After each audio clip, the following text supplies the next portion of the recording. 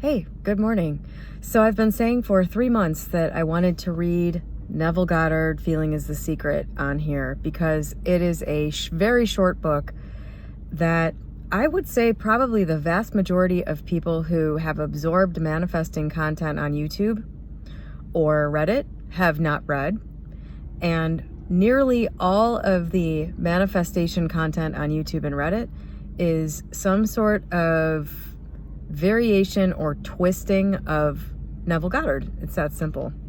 That's where nearly all of it came from. Interestingly, if you didn't know this already, the movie The Secret that I think really sort of kicked this whole thing off, that was based on The Science of Getting Rich. My audio and commentary on The Science of Getting Rich is below. It's free. It's just me reading it and commenting on it.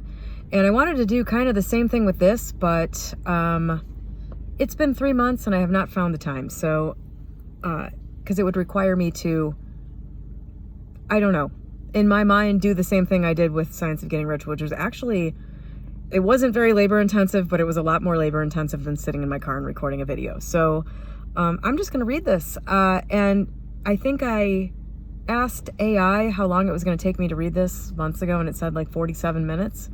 So between that and my commentary, I'm guessing this will be about an hour long, and I'm going to try to do it. I might have to stop partway through. Look, if you're wanting to just hear the text of Feeling is the Secret read, there's probably a better place to get it than here. This is going to be full of probably pauses and comments and things like that. So anyway, forward. This book is concerned with the art of realizing your desire. It gives you an account of the mechanism used in the production of the visible world. It is a small book, but not slight. There is a treasure in it, a clearly defined road to the realization of your dreams. Were it possible to carry conviction to another by means of reasoned arguments and detailed instances, this book would be many times its size. It is seldom possible, however, to do so by means of written statements or arguments, since to the suspended judgment, it always seems plausible to say that the author was dishonest or deluded, and therefore his evidence was tainted. Consequently, I have purposely omitted all arguments and testimonials, and simply challenge the open-minded reader to practice the law of consciousness as revealed in this book. Personal success will prove far more convincing than all the books that could be written on the subject. And I love that he said this, because one of the things that turned me off to this for the longest time was reading Joseph Murphy, The Power of Your Subconscious Mind, because, and I haven't read that in a long time now, I don't think I read that 5 years ago when I was going through my big reading phase. But there was like a example in there of like somebody saying they would give an arm and a leg for something, and then just dropped my phone. Somebody saying they would give an arm and a leg for something, and then like the example was that their arm and leg actually got chopped off, and that was how they got the money for something or whatever. And I was just like, okay, come on now. At the time I was like, I'm 13 years old and I already know that that is not how this works. Okay, I had this balanced on my knee so well before. Ready? Chapter 1. Law and its operation. The world and all within it is man's conditioned consciousness objectified. Consciousness is the cause as well as the substance of the entire world. So, it is to consciousness that we must turn if we would discover the secret of creation. Knowledge of the law of consciousness and the method of operating this law will enable you to accomplish all you desire in life. Armed with a working knowledge of this law, you can build and maintain an ideal world. Consciousness is the one and only reality, not figuratively, but actually. This reality may, for the sake of clarity, be likened unto a stream which is divided into two parts, the conscious and the subconscious. In order to intelligently operate the law of consciousness, it is necessary to understand the relationship between the conscious and the subconscious. The conscious is personal and selective. The subconscious is impersonal and non-selective. The conscious is the realm of effect. The subconscious is the realm of cause. These two aspects are the male and female divisions of consciousness. The conscious is male. The subconscious is female. The conscious generates ideas and impresses these ideas on the subconscious. The subconscious receives ideas and gives form and expression to them. By this law, first conceiving an idea and then impressing the idea conceived on the subconscious, all things evolve out of consciousness, and without this sequence, there is not anything made that is made. The conscious impresses the subconscious, while the subconscious expresses all that is impressed upon it. I want to pause for a second and just make a comment on the idea of the subconscious and impressing your subconscious mind. If you do, in fact, listen to my Science of Getting Rich commentary and audio, what Wallace Wattles says in that book, how he refers to this is, he refers to the subconscious mind as the thinking stuff that permeates and penetrates all of the interspaces in the universe. I think that's his language. So if you read all these different books and they seem different, like one is talking about woo-woo and one is talking about your brain, there's no difference. It's the exact same thing. The conscious thought impresses the thinking stuff of the universe, or the subconscious mind. The subconscious mind isn't like an actual physical thing, as far as I know. It's just it's an idea. So anyway, let me continue. By this law, first conceiving an idea and then impressing the idea conceived on the subconscious, all things evolve out of consciousness. And without this sequence, there is not anything made that is made. The conscious impresses the subconscious, while the subconscious expresses all that is impressed upon it. The subconscious does not originate ideas, but accepts as true those which the conscious mind feels to be true, and in a way known only to itself, objectifies the accepted ideas. Therefore, through his power to imagine and feel, and his freedom to choose the idea he will entertain, man has control over creation. Control of the subconscious is accomplished through control of your ideas and feelings. The mechanism of creation is hidden in the very depth of the subconscious, the female aspect, or womb of creation.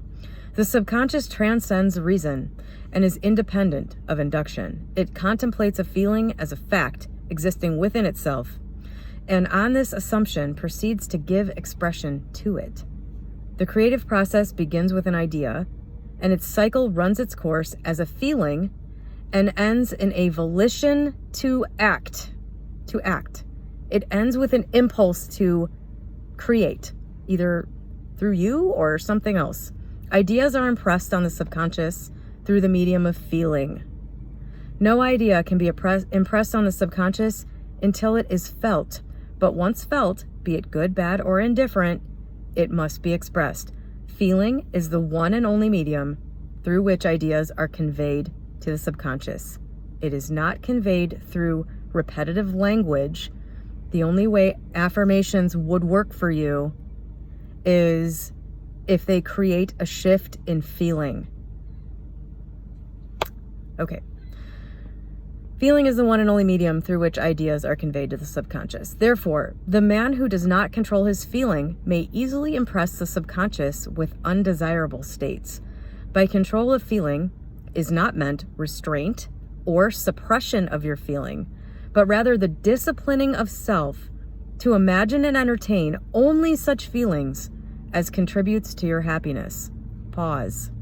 This is why doing the 7-Day Mental Diet by Emmett Fox is, I think, really beneficial, because the idea of doing that mental diet is that for 7 days, you don't allow yourself to entertain any negative thoughts about it. You don't allow yourself to dwell on anything negative. Maybe I'll make a reading of that one next. The reason that is so powerful is because it's a limited time thing. Doing something for 7 days feels a lot different than making a permanent change. And so it's a lot easier to just do it. If you have something that you're dwelling on, it's a lot easier to say, okay, I'm going to shelve this for a week. I can think about this again in a week. And then what that causes to happen for you is an experiential awareness of your control over, like, the fact that you are allowing these things to be there.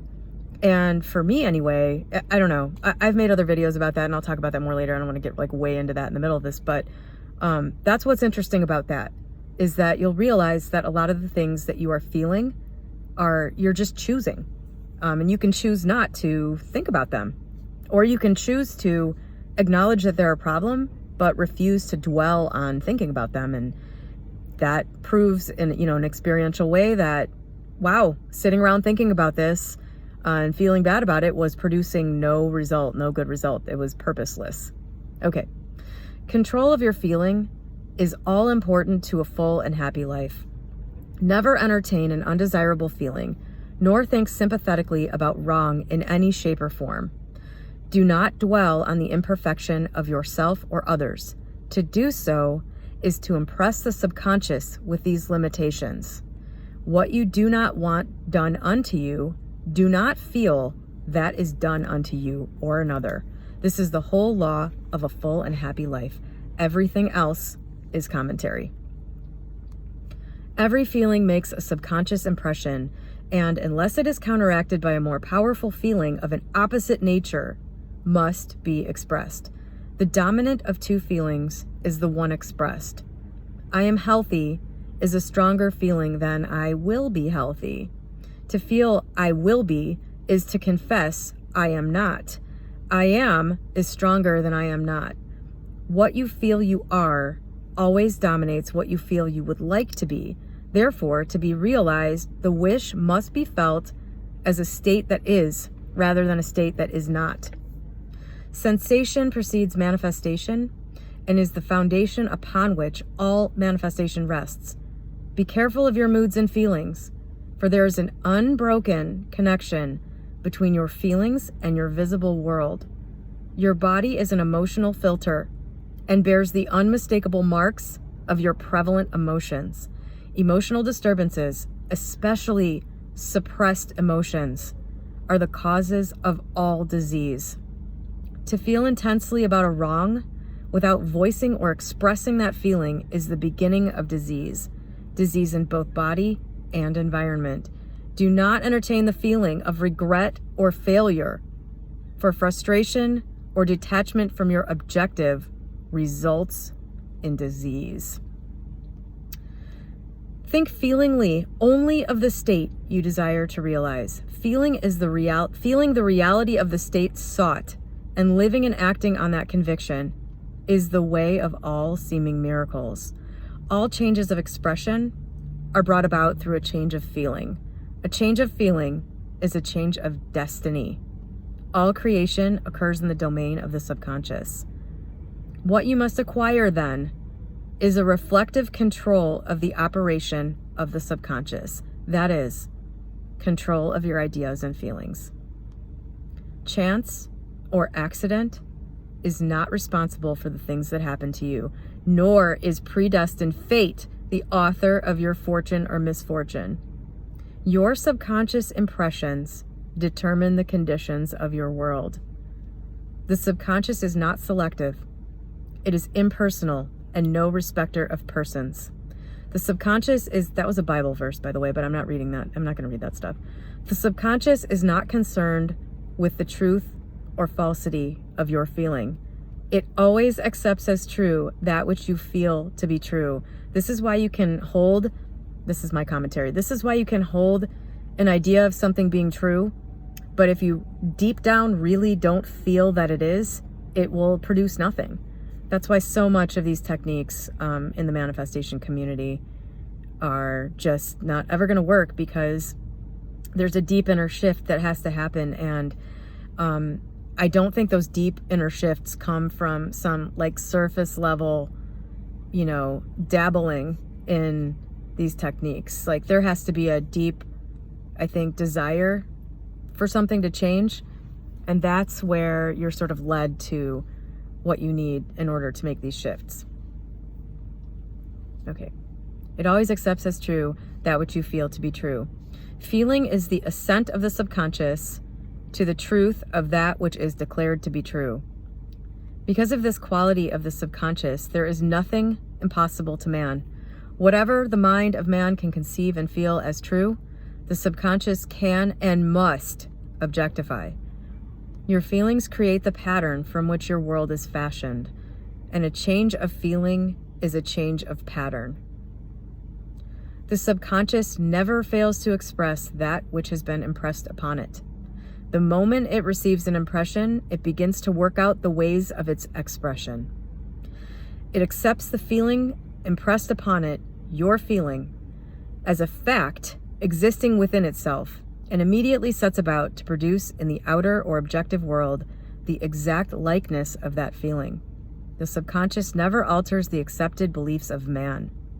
It outpictures them to the last detail, whether or not they are beneficial. To impress the subconscious with a desirable state, you must assume the feeling, that means take on the feeling, that would be yours had you already realized your wish. It does not mean assume in the commonly used way of, I don't know, but I assume it's this. Whenever Neville Goddard talks about assuming, he talks about taking on, as in living in the state, becoming. So, to impress the subconscious with a desirable state, you must assume the feeling that would be yours had you already realized your wish. In defining your objective, you must be concerned only with the objective itself. The manner of expression or the difficulties involved are not to be considered by you. The how is not your business. You don't mess with the middle.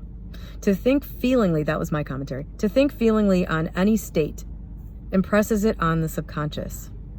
Therefore, if you dwell on difficulties, barriers, or delay, the subconscious, by its very non-selective nature, accepts the feeling of difficulties and obstacles as your request and proceeds to produce them in your outer world. The subconscious is the womb of creation. It receives the idea unto itself through the feelings of man. It never changes the idea received, but always gives it form. Hence, the subconscious outpictures the idea in the image and likeness of the feeling received. To feel a state as hopeless or impossible is to impress the subconscious with the idea of failure. Although the subconscious faithfully serves man, it must not be inferred that the relation is that of a servant to a master, as was anciently conceived. The ancient prophets called it the slave and servant of man. St. Paul personified it as a woman and said, the woman should be subject to man in everything. I'm going to put a PDF of this in the link box, whatever description below. I'll put the PDF to the exact thing I'm reading so that you can go see the Bible verses if you want to go read them. The subconscious does serve man and faithfully gives form to his feelings. However, the subconscious has a distinct distaste for compulsion and responds to persuasion rather than to command. Excuse me. Consequently, it resembles the beloved wife more than the servant. The husband is the head of the wife. May not be true of man and woman in their earthly relationship, but it is true of the conscious and the subconscious, or the male and female aspects of consciousness. The mystery to which Paul referred when he wrote, "This is a great mystery. He that loveth his wife loveth himself, and they two shall be one flesh," is simply the mystery of consciousness. It's time for a drink of the Diet Pepsi. Excuse me. Consciousness is really one and undivided, but for creation's sake, it appears to be divided into two. The conscious, objective, or male aspect truly is the head and dominates the subconscious, subjective, or female aspect. However, this leadership is not that of the tyrant, but of the lover. So by assuming the feeling that would be yours were you already in possession of your objective, the subconscious is moved to build the exact likeness of your assumption. Your desires are not subconsciously accepted until you assume the feeling of their reality.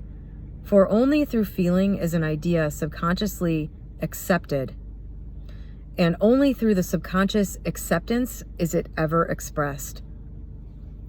It is easier to ascribe your feeling to events in the world than to admit the conditions of the world reflect your feeling.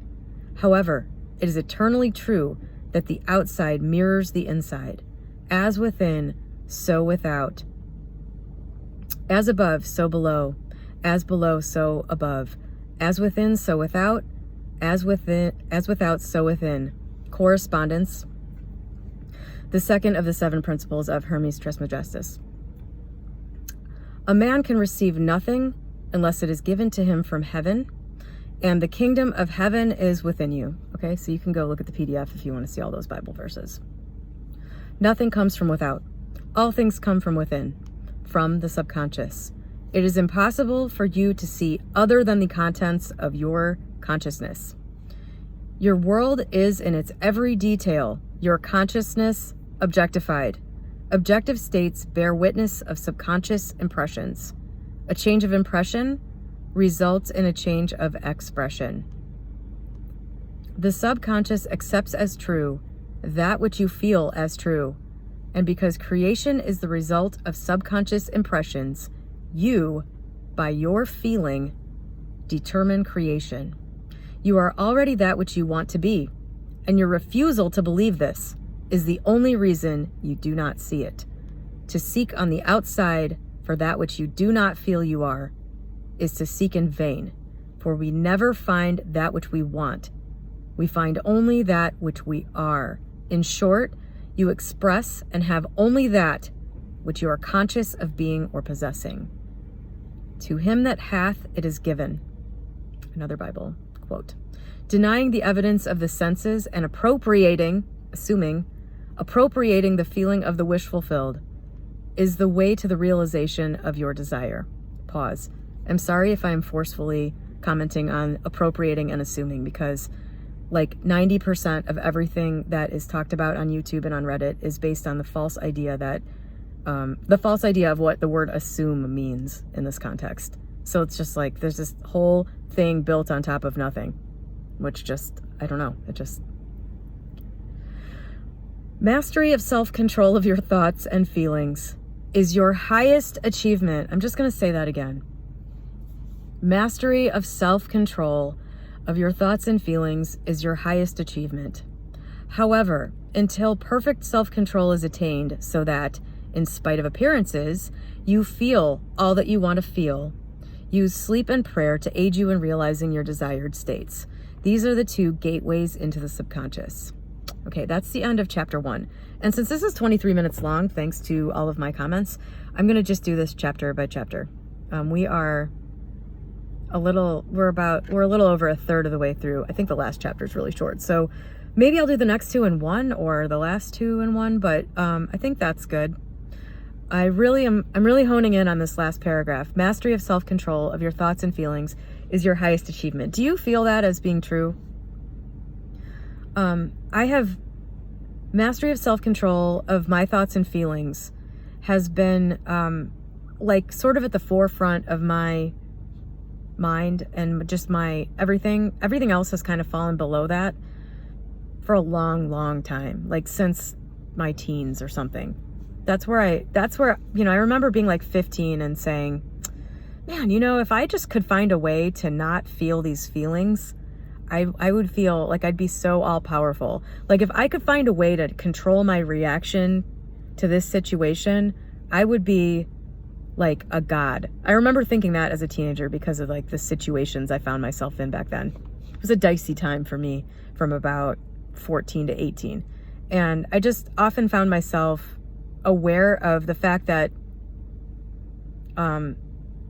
my emotions were the biggest problem I was having, or that like my emotional reaction to somebody was causing a problem. That if I could just I remember my dad coaching me about this. I remember my dad saying, telling me exactly what to do in certain situations.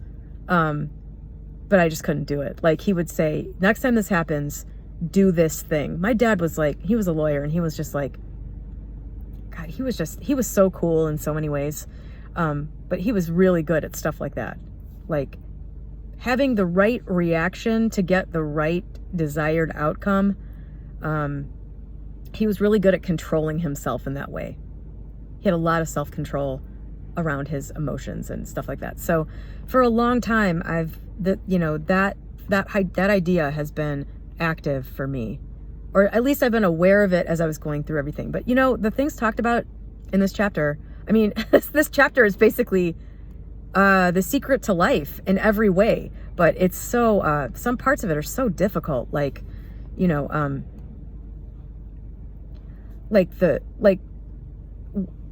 learning the difference, like learning what it means to not suppress your emotions, to not suppress things that will cause disease. That's sort of like a tricky thing to figure out, because you don't want to store those things, because then they keep coming up. They want to be gone, but they keep coming up and expressing themselves until you work them out. But you don't want to suppress anything, but you don't want to dwell in it either. So there's this sort of skill of allowing emotions and events to just sort of pass over you like a storm cloud, like thinking of yourself as the earth, like the unchanging, permanent earth, and your emotions and your day-to-day events and your thoughts about them and your reactions as just the weather passing over, and just sort of letting it come and go. And okay, a big thunderstorm's going to come and knock some trees down, but then the sun will come out tomorrow. Like just sort of, modeling yourself after that is very tricky. It's like you have to put it into practice and, fine tune everything. It's sort of like just a life commitment. It's sort of like a lifestyle mentality type of commitment, but it brings a lot of peace, I've found. I have often wished, I wish I could be in the minds of other people just briefly to see where I am in relation to other people. Like, I wonder if I'm a very peaceful person compared to the average person. I think from the outside, a lot of people might view me, I wonder, how does Gene view me? He might say, oh, she's pretty moody, or, Matt might, I don't know, Matt, I have a different relationship with Matt and Gene, but that's kind of how I live my life. If something shows up and I have a reaction to it, I have the reaction to it, and then it's over. I don't hold on to it usually. It's when I don't have reactions to things that it festers. But that's also difficult, because sometimes having reactions to things outwardly produces something you really don't want. So it's a very tricky thing. But I do wonder, I feel like the inner core of me is quite peaceful most of the time. I'm in no way I